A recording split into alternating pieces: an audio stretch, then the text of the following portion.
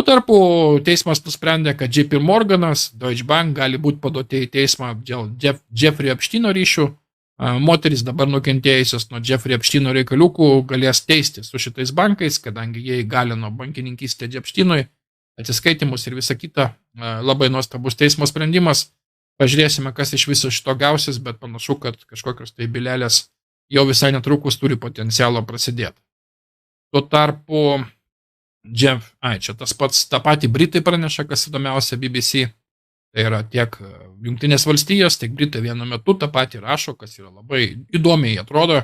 Ir, kaip sakant, nelabai jie čia juos bando išsukti netgi, kas įdomu, kad ne vienam straipsnį aš nemačiau, kad išsuktų, aš kaip tik matau, kad reiškia šitos bankus panašu, kad liberalioji masinė medija ir valdžia taip pat yra pasiruošusi, kaip sakant, paaukoti ir, tiesiog pažiūrėsime, ant ko visą tai bus pakabinta, bus be galo įdomu pastebėti. O štai jų žinutė 2-3 dienų senumo.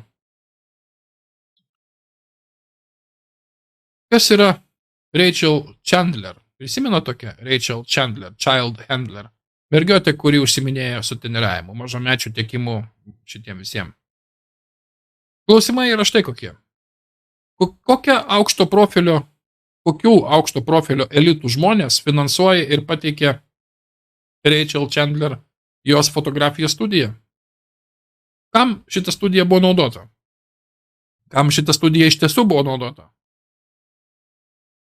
Su kuo nesenai fotografavosi Rachel Chandler? Tai užeina gerokai toliau visų spirit cookingo modelių. Tai yra, mielieji, vėlgi, JP Morgan bankai, Jeffrey Epsteinas, Rachel Chandler, jie visi yra vienam ryšulėlį, todėl čia yra tiesioginis ryšys. Ir kasgi finansavo visą tai? Ar turtingi ir galingi įtakos teismus, kad sutrukdyti atskleidimą? Sekite prokurorus, advokatus. Kas fotografavo? Kas buvo už kameros? Sekso prekyba yra tikra. Jūs matot Clintoną ir visą eilę visokiausių tarakonų Epsteino salos prieigose, kurie tūsinti išvažiuodavo kartu. Vėliai viską bando užgniaužti jie. Visas Epsteino klientų sąrašas yra jie. Už visų pedofilijos reikalų stovi jie. Už prekybos vaikais stovi taip pat jie. Brianas Keitsas rašo, įdomiai.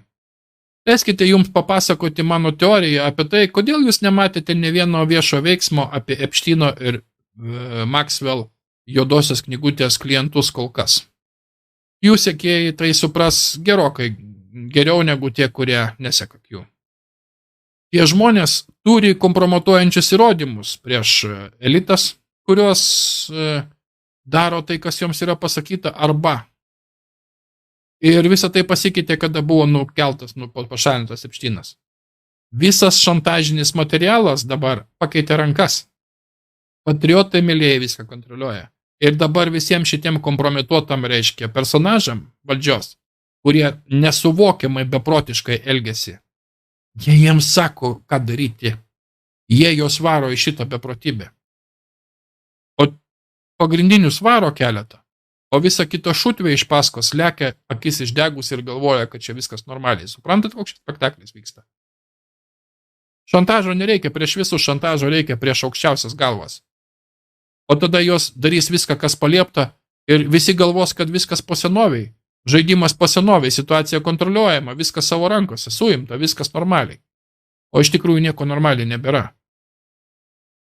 Nes visi daro tai, kas yra pasakyta iš kitos pusės. Po Epsteino atiteko šantažo medžiaga tikrai. Kam? Kas tuo metu buvo valdžioje. Kaip įdomi, ar ne?